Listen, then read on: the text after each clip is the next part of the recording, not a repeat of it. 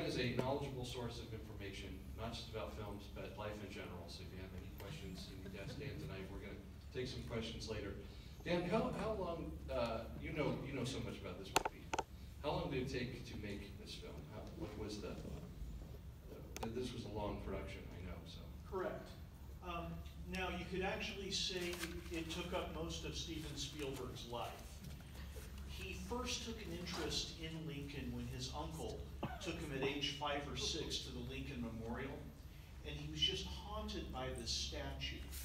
At first, he saw this enormous statue of Lincoln, and he goes, you know, he was a little boy. But gradually, he felt a weird comfort and peace, so he'd always had that in the back of his head when he wasn't making movies about sharks or space aliens. Now, cut to 2001, and Doris Kearns Goodwin has just finished the book that served as the basis for this, although I should add, it's maybe like 1 chapter or so. It's a 700, my father has a copy of it, and just the main text is 700 pages, and you got about 200 of footnotes and indexes. If they had filmed that, we would have been here for a few days. But he really wanted to do this, and the funny thing is, Kearns Goodwin didn't quite have publication arrangements. All of a sudden, when publishers heard that Steven Spielberg wanted to adapt it, she had no trouble getting the book printed. Now, the problem is, he went through a few writers and a few stars before what you saw came to pass. Originally, he was going to have another actor playing the 16th president, and by the way, another Irishman. Could you imagine Lincoln saying, "I will find you, and I will kill you"? Yes, he wanted Liam Neeson to play the role. But because of the delays, it didn't quite work, and Neeson began to think that even someone as on-screen indestructible as him couldn't play Lincoln. So he began to think of another Irish actor who was known for being pretty good and had one advantage over Neeson besides age, and that was Daniel Day-Lewis. Daniel Day-Lewis, when Spielberg looked at him on the side, he actually snuck up a photo of him and said, "Oh my gosh, this guy already kind of looks like him." And Day-Lewis was also had a lean build, and spatially kind of similar, but he didn't want to play the role. It took a few scripts before Day-Lewis said yes, and this is what's really funny, is Day-Lewis even wrote Spielberg a rejection letter. When Mr. Day-Lewis won the Oscar for this, Spielberg did something he doesn't normally do, which is go online and post the rejection letter for people to see. The writer for this, and the fellow I talked with about the movie, is a fellow named Tony Kushner. I don't know how many of you might be familiar with his Pulitzer Prize-winning play, Angels in America. But he often deals with political subjects and with historical stuff, so you can imagine that he's probably not popular with some people. But it took Mr. Kushner about 5 years to write what you saw there. You remember how Lincoln said he got so lazy that he couldn't stop? This happened with Kushner. The initial draft of this script was 500 pages. And if you think about that, a page in a movie script is like a minute of screen time. Again, you and I would all be discussing how many days we'd spent here. But a writer's strike hit in 2007, and this ended up being a blessing for both the director and the writer. Spielberg had actually read the 500-page script and even sent Kushner a picture of him holding it up. Unlike yours, I'm still trying to read it. But Spielberg, who I guess is a better person than me, actually did read all 500 pages, and he read the 70 in it that dealt with the 13th Amendment. He said to Kushner, I read your script, and even though I know history, I still didn't know how the vote was going to come out. So that's kind of how they settled on that. So there's been many takes of, there's been many different versions of a Lincoln story through history. We've seen many different takes on it. What makes this one particularly unique? Well, one, I'd say the way it portrays Mary Lincoln. In a lot of my favorite portrayal of her is this from an old joke in the 60s. There was this meme going around that they would compare Lincoln and Kennedy, like how Lincoln had a secretary named Kennedy and Kennedy had a secretary named Lincoln. Well, one humorist came up with Lincoln and Nixon, which is, Mrs. Nixon was fond of bananas. Mrs. Lincoln went bananas. Well, one of the things I thought that was refreshing in Mr. Kushner's take is she comes across as more, she still seems to have a screw or two loose, but she was vital to his early rise because, he was not from a connected family. She was. And I think Field plays her with some serious dignity because, I myself deal with depression. It's not my only defining trait, and I don't think anybody else with a mental illness should be treated that way either. I also think it's funny that when you hear Daniel Day-Lewis play Lincoln, you hear that high, reedy voice. Normally a lot of the actors who've been cast in that role, like I'd seen a TV miniseries where Gregory Peck played him, and Peck had this deep, stentorian voice, and you think, President's going to sound like that. Well, we don't have any sound recordings. I'm sorry, but Lincoln did not have a Spotify account that we could go back to. But we do know from some eyewitness accounts that his voice, in some ways, it actually carried because it was a little higher. There's no exaggeration in this film for how big the crowd was for his second inaugural. Before I came here, I looked at a book that I got from the studio for free showing the photo of that inaugural. The crowd is just as big as you see it. And somehow they all could hear Lincoln without modern amplification. So that's pretty impressive. And also, one thing that I think is really cool is how Kushner chose to depict the assassination. Now, this is only me speculating. I can't, I'm afraid I missed the psychic class at Hogwarts. But I imagine that someone who's devoted his life to the theater the way Mr. Kushner has is not happy that Lincoln was killed by an actor. So he's pretty mad at that. And also, people as diverse in ideology as Jefferson Davis, Tony Kushner, and even D.W. Griffith, who did The Birth of a Nation. If you see The Birth of a Nation, even though it's from a Confederate point of view, Lincoln is portrayed favorably. And all of them are kind of the opinion that if he had led Reconstruction, it would have been more ably handled than, say, Andrew Johnson had done it. And this is a really relevant subject, and in some ways, these issues in the Civil War are still with us in a way. Why is this film important in that sense? Well, much of it is the fact that what I think I love about this is it's one of the first movies where I've seen where you cheer for the lobbyists. How many of you say, yeah, I want to go see the movie about those lobbyists who try to bribe congressmen with jobs? But that's exactly what happens here. The weird thing is, this is,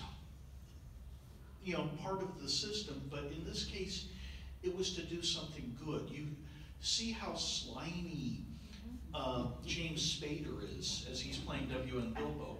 But for some weird reason, he's doing it for a just cause, which makes it more interesting.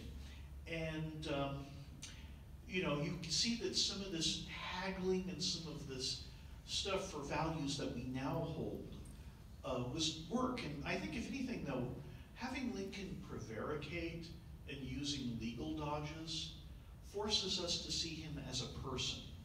A lot of times we get into a position where we think, we cannot do what great people in the past have done. Well, as Edward R. Murrow put it so beautifully, we are not descended from fearful men. You know, these people had the same fears and the same insecurities we have, but they did something. And I think one of the things that, again, that Spielberg himself described with the script was the fact that it doesn't seem inevitable. It was not inevitable to him. You see Lincoln with all the care lines in his face. This is tearing him up.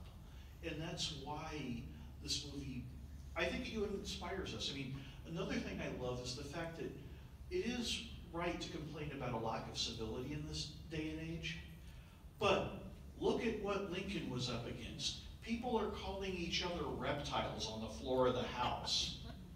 You know, people, in fact, at one point, a guy was clubbed almost to death in there. And so I think, if anything, it does show us that, yes, things can be very bad, but despair isn't an option.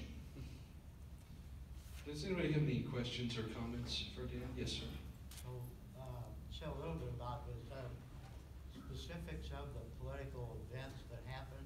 Are they pretty much exactly the way they happened in history? The question is, are the political events depicted accurately in this movie? Pretty much. I interviewed a historian named Deb Goodrich after I saw the film. The sad thing is, my interview ended up, my editor goes, well, Dan, nice try, but she's talked to every other person in town, so we don't have an exclusive. But I learned so much from her, and now I'm so glad I've got a chance to tell you. With the general outline, it's true. Now, you probably wouldn't have had Mary Lincoln in the balcony looking down, even though it's cool to watch. And also, I hate to disappoint you, Thaddeus Stevens did not have a Texas accent. Now, he was really bald, and he really did have a limp. That cane you see him walk with is actually the personal property of Tommy Lee Jones. He was deeply enamored with a greyhound, and when he was in Argentina, he saw a 19th century cane that had a face on it like his beloved former dog. And so Mr. Jones offered to bring it to the set, and Spielberg loved it. So if you were to go to Mr. Jones's house, you would find that cane. So the general outline is true. There is some debate over whether Stevens was in love with his housekeeper. For me, this was really touching because when I saw this movie, I was in a relationship that was illegal the year I was born. My girlfriend had a white mother and an Afro-Cuban father. In some states in 1966, the year I was born, that would have been illegal. And so to see a relationship like I had on screen really meant something to me. Now, unfortunately, we don't have Thaddeus Stevens' Instagram account, so we can't see any love pictures between the two of them. Was the vote that close, actual, or that? Well, like I said, we don't have the Instagram photos, so we don't know for sure. Oh, the vote was pretty close. There was one congressman from Connecticut who complained that his predecessor actually voted for the 13th Amendment. And so he was justly displeased. You know, like I said, for the general outline, it's pretty close. Ms. Kearns-Goodwin still endorsed the film. She didn't go to cocktail parties and cuss out Mr. Spielberg. Someone else have a question? Yes. Not so much a question, but an observation. During the debate about votes for the African Americans, a lot of furor, but to give the vote to women, anybody notice how the volume went out in that room? This is the 100-year anniversary of the 19th Amendment, women's right to vote. I would love to see some movies about that movement. There's actually one from the British perspective that you might enjoy called Suffragette. Yeah. Have you ever seen Iron-Willed Angels? Oh, I've been wanting to see that. I would love to see it on this screen. Oh, we should definitely have it. Let's do it. That's the next series. Yeah. Well, and plus, what you mentioned is American. What I saw was British. Right. Although some of the principles in that story were influenced and actually worked in the British movement, then came to America. So we're kind of always like, like a step or two behind, but it's all right. We try and catch up. But I would definitely love to see that happen. And that sounds great. I mean, let's face it, the Brits beat us to abolishing slavery by 30 years. Yes. Yeah. Any other comments or questions for Dan? This is your time. You can answer anything. Yes. Just a point of interest. We're from Springfield, Illinois, the land of Lincoln. Oh, yes. And Spielberg wanted this to be as authentic as possible, so he made a trip to Springfield, Illinois, to the Abraham Lincoln Presidential Museum, which has Lincoln's pocket watch. Yes. And he recorded the pocket watch ticking, and which was used in the film. That is 100% correct. One of the sound gurus on this was a fellow named Ben Burt. He worked on a little movie you might have heard of called Star Wars. And they not only recorded that, they actually got a hold of one of Lincoln's clocks. And supposedly the watch they recorded was the one he took with him to Ford's Theater. They weren't sure it was going to work, but they wound it, and wow, it worked. And so that was pretty exciting, and I'm glad you brought that up. Yes, sir. I just thought it was interesting that you mentioned the cane, because when I was watching it, you know how sometimes they say that people sometimes resemble their pets? And I was thinking that he looks a lot like that cane.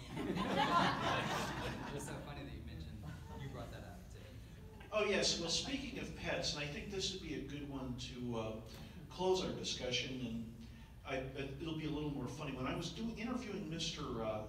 Kushner about working on this film, he had a little problem in trying to listen to me. We were on the phone and I was recording it. He had just gotten a new puppy.